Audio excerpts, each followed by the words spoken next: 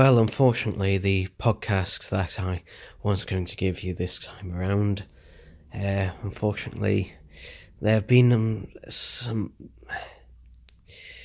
unfortunate developments which have changed things.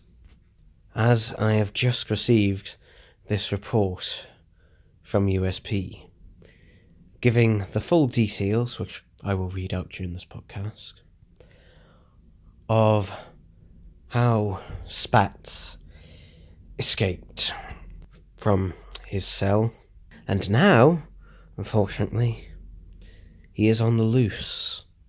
So yay, whoop-de-fucking-do. Anyway, I've got a report here of everything that was accounted. So, USP probably don't want me reading this out, but I'm going to anyway. Because you'll deserve to know. Anyway, this is how Spats escaped.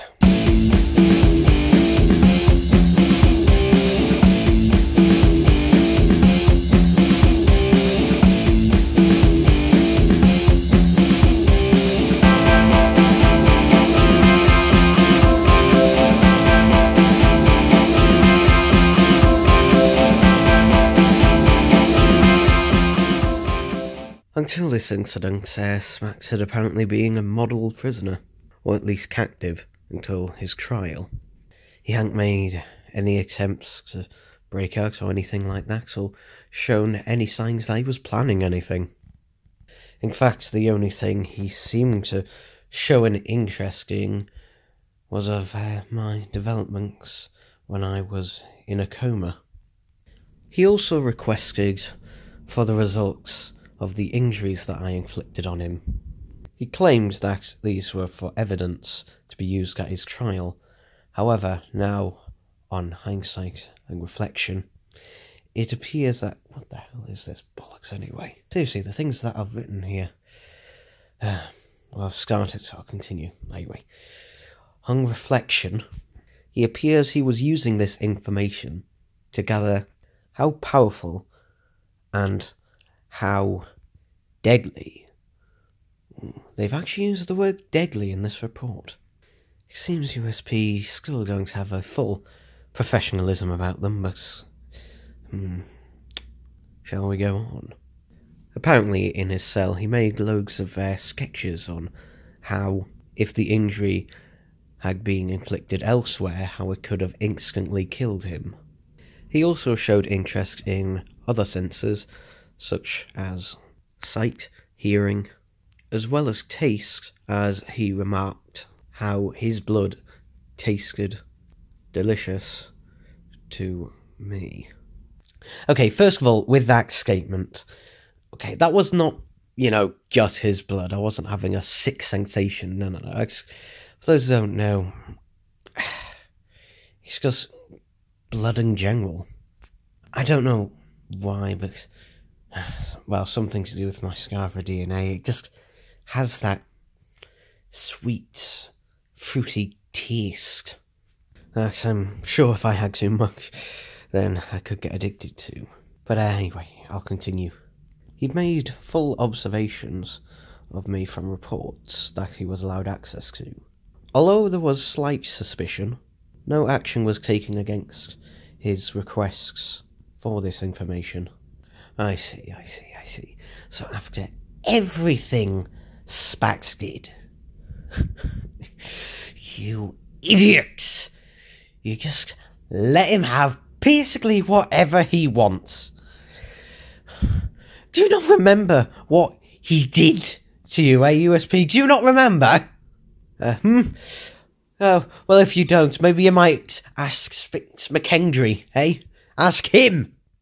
Oh wait, you have no idea where he is. He's managed to slip under your radar. Poof. Gone. Nothing. Like, I am not trying to toot my own horn here. God knows I don't deserve anything like that, but... at least when me and Billy and Tom were there, well... at least we had our eyes open, most of the time. At least maybe we could see, I don't know, a scheme or something being planned. Who am I kidding? Probably not. We'll probably be just as clueless as the rest of you are. It's nice to think of things in hindsight, isn't it? Never think of anything like that at the time, do you? Oh, you'll have your suspicions, alright. Though, you'll put them off. Maybe it's a mixture of not really wanting to divulge any further in case of embarrassment or the sheer utter pointlessness of it if it turns out to go absolutely nowhere. And maybe it's also down to professionalism, not having a bias. Well, I tell you though, that's a lie. Everyone has a bias against something. No matter how PC you may be, you have a bias. Everyone does. Get on with it. It's your life. Just get on with your life. Especially now there's far too many things to be worrying about. Yes, amazingly, even in the state that everything is in now. Everything has to be politically correct. Everything, absolutely everything. If not, you are the problem and you must be destroyed. You are worse than Hitler. You are worse than me. You... just going out on a tangent here. Better get through this report. It's long, so I might skim through it a bit. But anyway, eventually this all led to Spax having a meeting with his lawyer.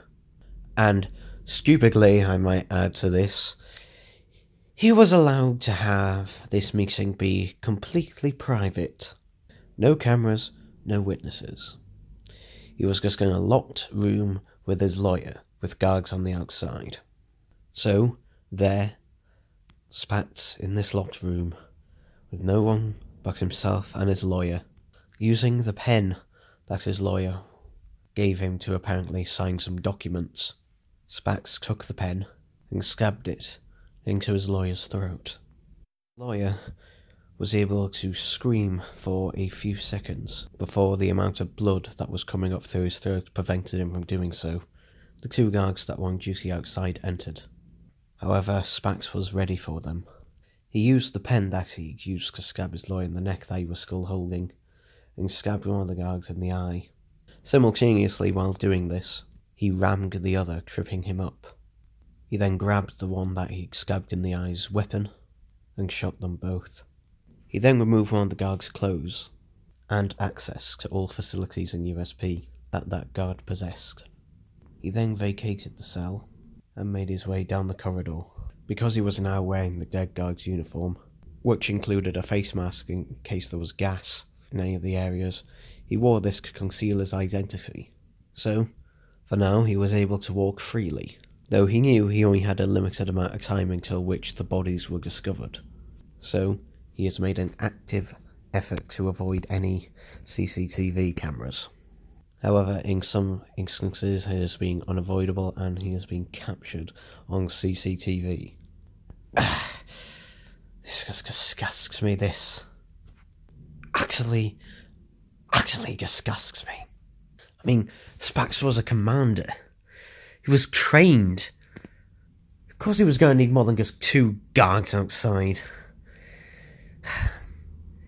And, well, obviously he knows USP extremely well. He knows the facility. And even with it being rebuilt, it was rebuilt to, well, basically be the same as it was before. So I imagine avoiding the CCTV cameras will be incredibly easy for him. Which now also means lack of evidence. We don't know everywhere where he went, or everything he did. I imagine he probably would have killed more people if he wasn't trying to keep a low profile.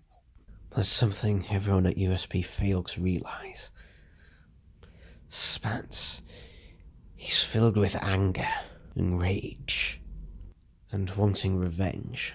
And those two combinations make him extremely dangerous. No matter how calm he appears to be. And this report just proves he's more dangerous than he ever was before. And believe me, I know. Oh, I know. I've been there and I still get there quite a lot. There's just nothing you can do about this. All you can do is, well, try and control yourself as best as you can. Hope for the brighter future, hold on to the things that matter. Though, Spats, well, he had nothing left to lose. He was a lackey to McKendry, whose plans had failed. He'd lost his position in all respect. What else did he have left to lose? Of course he was going to try and escape. Of course he was going to kill anyone who got in his way. Because all they could do now is just kill him. But when you've got nothing left to lose, you don't care whether you live or die. Which means you can't be reasoned with. And unless you're taken out physically, then you're pretty much unstoppable. Because they can no longer threaten you with anything. And how do I know all this? As I said before, I've been there. But thankfully, well, I've been lucky. In most of these circumstances, I've at least had something, at least a reason to live for. Whereas McKendry, well, his only real reason for living, at least from what I can gather, was to have revenge. It reportedly took USP a good half an hour to find out that anything was actually wrong. Apparently their guards were supposed to reporting every 15 minutes. However, since it had been double that time and they still heard nothing, they sent a team down there who had discovered the corpses of the 3 deceased people down there. USP was now in a hurry to locate where he had gone. But again, Spax had been avoiding the cameras and avoiding any unnecessary contact with people. Plus he had a half an hour head start on everyone, or at least up to that point. It was unknown how long he'd actually spoke to his lawyer before actually killing him, but regardless, they did have a head start. The landing bay was heavily guarded. No one was allowed to leave without first being heavily checked by guards, and if they were taking any items with them, those items would also have to be screened and searched. This also went for people coming in to the landing bay. However, this proved to be pretty wasteful, as that is not where Spax was heading to. Instead, he was heading to the lab, where the Scarvre that was discovered is still being kept even to this day. There was reportedly one scientist in there with his lab assistant. Her body was found later, so it is presumed that Spax entered and killed her. However, as for the other scientist, his whereabouts is unknown. It is presumed that he is being kidnapped by Spats. At first it was presumed just to use as a hostage. However, on further investigation, it was discovered that his use would be for another purpose. It was discovered that DNA samples had been taken from the Scarvre, through the means of blood extraction. As well as this, certain equipment was also taken. A theory made by one of the members of USP said that Spax would be using the DNA so that he could turn himself into a human Scarvre, like Mr. Donfrey Doncaster. Great. Idiot. So, Spax, you're gonna try and make yourself become like me, are you? I mean, I had the help of Marvis, but, well, USP scientist, well, I mean, you could do worse, but you do appear to be putting all your eggs in one basket. Very, very risky. I mean, I know if that's what you're desperately wanting, you have little choice, but really. Anyway, let me continue. Although there was heavy guarding in the landing bay, what they failed to properly guard and realise that there was a direct teleport link between one of the labs and the landing bay that was mostly unguarded. This was because this teleport link only worked in one direction. Basically, it's meant for deliveries coming in USP that are meant for the lab and not the other way around. This USP thought was foolproof. However, either Spax or most likely the scientist that he had kidnapped was able to reverse engineer it, so that it would teleport them to the landing bay. However, this is reportedly extremely dangerous, as it can fragment you while teleporting. Nevertheless, Spax had not been spotted yet in the landing bay, and, using the weapon he got off one of the guards earlier on, he shot the fuel tank of the nearest shuttle that had landed. It instantly burst into flames. There was then an immediate evacuation of the landing bay, as it caught fire. 2 people died, leaving 12 injured with severe burns. No one was able to see Spax even leave through the fire or the smoke. However, it was determined that the blast did come from the same weapon that was taken from the guard who was killed earlier on. The shuttle that was nearest to the exit to the landing bay was taken, and the current whereabouts, as well as any other information about what has happened to Spax after this point, is unknown. That's great, that. Yeah, great fucking job you did. Now, maybe some people might say, oh, the smart thing to do is just ignore it. You know, or get yourself some protection. No. Well, I will be getting James protection. However, you might think this is utterly stupid and utterly ludicrous, but nevertheless, I'm going after him. And, well, Spats, if you're by any chance listening to this, well, I'm coming after you. Simple as, there's nothing really to say about it. And true, I have no idea where you are, or where you're going. Actually, no, that's a lie. Although I don't know your immediate destination, I do have a pretty good idea on where you'll be ending up eventually. No, wait. Let me guess. You'll probably be coming for me, and probably Tom as well. You know, you'll probably want revenge on the whole of USB in the end, but someone else. Oh, yes. Spix McKendry, Yeah. I wonder what your relationship with him is like right now. But just know this, I will find you. Oh, I definitely will. Because, and here's the thing. USP, you know, has to obviously do things the professional way and that. Do things now by the book, thanks to me, Billy and Tom. However, I don't. And you know what?